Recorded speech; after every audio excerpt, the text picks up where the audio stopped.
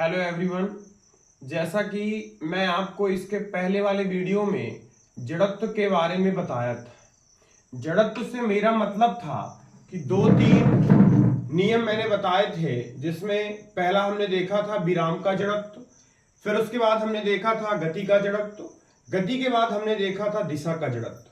पर उस बीच मैं पिछले वाले वीडियो में सिर्फ एक ही उदाहरण करवाया था। मेरा टॉपिक रहता है कि जो चीजें मैं आप लोगों के सामने दिखाऊं वो ज्यादा अच्छे से क्लियर हो। तो आप लोगों को यहां मैं 3 से 4 चीजें दिखा रहा हूं। जैसे आप लोगों को मैं एक सेव और एक चाकू, तो इसके माध्यम से मैं आपको बताऊंगा कि इसमें जड़त्व तो काम कैसे करेगा। दूसरा, आप कह सकते हैं कि किसी कपड़े के नीचे इस हम वस्तु को रखते हैं तो क्या ये कपड़े को तेजी से खींचने पे वस्तु गिर रही है या नहीं गिर रही है। दूसरी बात, एक कागज के ऊपर कॉइन, और कॉइन को हम एक ग्लास में रखेंगे, कंडीशन देखते हैं कि ये सारी चीजों में होता क्या है और जड़त्व तो कहां कैसे काम कर रहा है। सबसे पहले मैं आप लोगों को दिखाना चाहूंगा कि एक सेब में, जैसे ही हम इस सेब में एक चाकू के माध्यम से इसमें कुछ परिवर्तन देखते हैं कि कितना आता है, तो जब हम इस सेब में क्या करते हैं कि इस पार तो आप लोगों को देखिए चाकू दिख नहीं रहा है, परंतु जैसे ही मैंने इस चाकू में क्या करते हैं, हम धक्का लगाते हैं, तो आप लोग देखिए कि ये जो सेब है, चाकू बाहर आ जाता है और सेब अपनी जगह में रहता है। मतलब कि सेब में विराम अवस्था का जड़त्व रहता है और चाकू में हम अपनी फोर्स लगाकर, हम अपनी एनर्जी देकर उसको गति देते हैं, परंतु सेब अपनी जड़ता के कारण अपनी जगह में स्थित रहता है और चाकू के ऊपरी भाग में चढ़ने लगता है। इसी प्रकार मैंने बताया था कि बहुत से बच्चों को ऐसा डाउट रहता है कि ये कपड़े में, जैसे आप लोगों को दिखा दें कि इस कपड़े में हमने देखा कि इसको हम रखते हैं, कोई भी वस्तु रख रहे हैं, और ये वस्तु जैसे ही हमने खींचा, रैंडमली क्या करते हैं, इसको हम खींचते हैं, तो आप लोग देखिए वस्तु खींच रही है।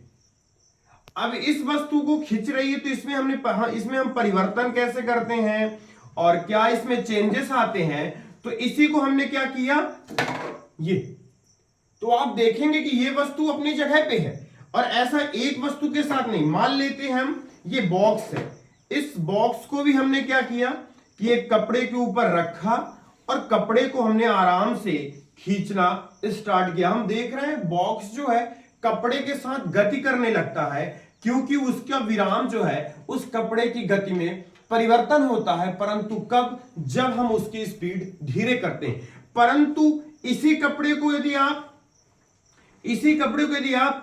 स्पीड से खींचते हैं तो आपका कपड़ा आपके हाथ में आ जाता है और वो वस्तु वहीं की वहीं रहती है।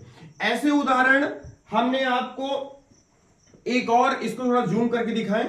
जैसे इसमें हमने दिखाया था कि ये कॉइन देखिए, अब कॉइन तो रैंडमली लग रहा है कि ये गिरेगा कहां, ग्लास के बाहर, पर देखिए लग भी रहा है कि ग्लास के बाहर गिरेगा, पर इस कॉइन में देखते हैं कि जड़त्व तो है कि नहीं। ये देखिए, तो ये मेरे पास कागज बचता है और मेरा कॉइन इस ग्लास के अंदर, आप लोग देखेंगे कि इस ग्लास के अंदर कॉइन मेरा है। तो चूंकि मैं आप लोगों को 3 से 4 चीजें, ऐसी बहुत सी चीजें हैं, और हमने गति का देखा और विराम, तो विराम हमने कहां देखा, सेब में विराम का जड़त्व था, और उस चाकू में जब उसे गति दिए तो उसमें गति का जड़त्व है। जैसे हम कपड़े में, तो कपड़े में हमने क्या किया कि कपड़े में हमने गति दी, परंतु वस्तु अपनी विराम अवस्था के कारण वो अपनी विरामता में रहती है और वस्तु, कपड़ा गति करता है, जिससे उसमें हमने देखा कि गति का जड़त्व का क्या अर्थ है। इसी प्रकार आपके सामने एक दिशा का जड़त्व, तो दिशा के जड़त्व के लिए मेरे पास स्पेस यहां पे कम है, परंतु आप एक काम कर सकते हैं कि घर में आप लोग एक पत्थर को रस्सी में बांध के जब आप उसे राउंड करके घुमाते हैं, जैसे हम बचपन में घुमाया करते थे, तो उसको आप देखेंगे जैसे ये तो रस्सी काट दी जाए, उस एक पत्थर को कनेक्ट करने वाली रस्सी काट दी जाए, अथवा उसको हम अपने हाथ से छोड़ देते हैं, तो वो कहीं दूर दिशा में जाके गिरता है, क्योंकि उसकी दिशा कैसी होती है, वृत्ति, परंतु अपने वो दिशा में परिवर्तन कर देता है। मेरा मतलब वीडियो बनाने का उन सभी अपने छात्रों से और उन लोगों से मतलब है जो इस प्रकृति को समझ रहे हैं और मेरा उसमें सहयोग कर रहे हैं। आशा करता हूं कि आप लोगों को ये वीडियो अच्छा समझ में आया होगा। यदि कोई डाउट, किसी भी प्रकार की कोई समस्या होती है तो आप लोग मेरे कमेंट सेक्शन में जरूर भेजें। कोशिश मेरी रहेगी आप लोगों को मैं जितना भी बताऊं वो बेहतर बताऊं। Thank you.